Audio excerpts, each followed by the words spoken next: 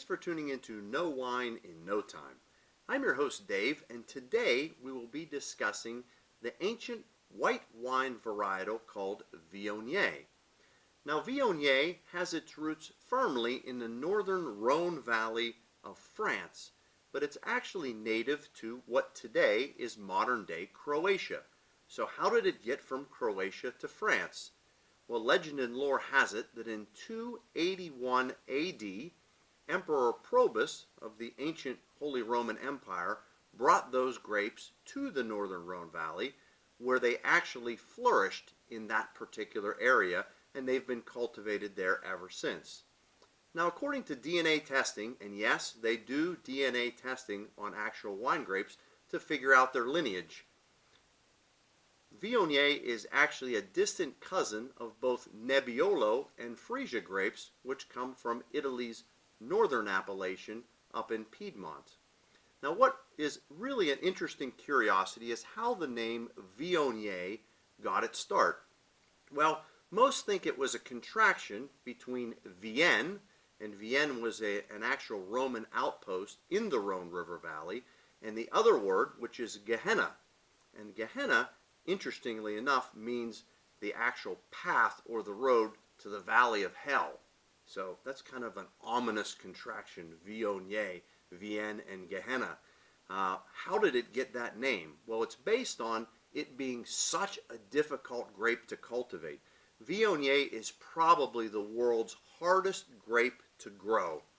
It needs a long, very warm growing season to reach its full potential. And what further complicates Viognier cultivation, if it's picked too early, the resultant wine will be flat, it'll lack aromas and lack flavors. If it's left on the vine too long, it'll end up being oily, super high in sugar, and have a very high glycerin content. So picked early, it's a flat, very lean wine.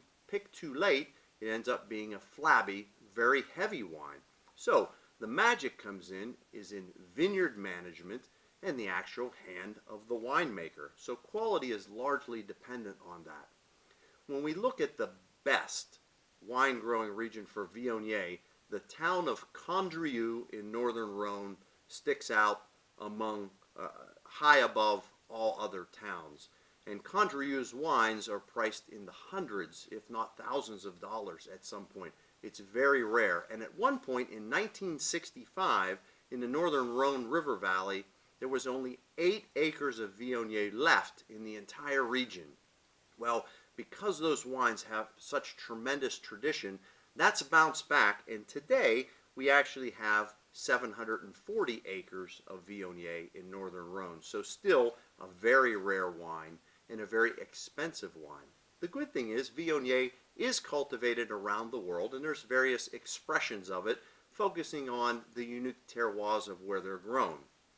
The one I have today that we're going to talk about is actually one from Chateau Morisset. Now Chateau Morisset comes to us from the Blue Ridge Mountains in northern Virginia. So that's kind of an odd place, but when we look at the topography, if we look at the land and we look at the climate, it can be very similar to northern Rhone. So this particular wine, we're going to take a look at it, and first thing you'll notice is that it is very golden in its color. It's quite rich looking. A lot of times people talk about Viognier and they say it's like a Chardonnay on steroids.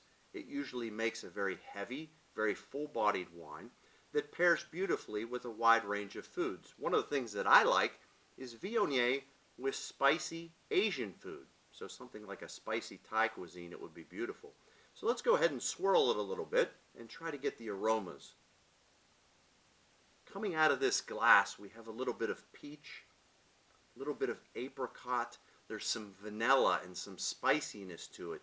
It tells us that what's coming is going to be a very complex yet opulent and full-bodied white wine. Let's go ahead and taste.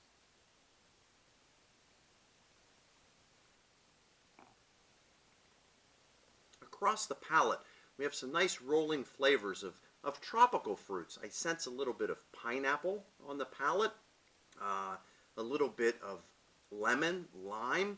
There's also some apricot and peach flavors in there. So it does have essences of sweetness, but yet beautiful acidity in the background, which really makes it a nice, well-balanced wine. This particular Viognier was also oaked fairly significantly. So on the back side of the palate, I'm tasting a little bit of almost like a caramel or a butterscotch aftertaste, which really takes the palate on quite a nice ride. So I'm going to enjoy the rest of this Chateau Morisset. That's all the time we have today, so please tune in next time, and soon you'll know wine in no time.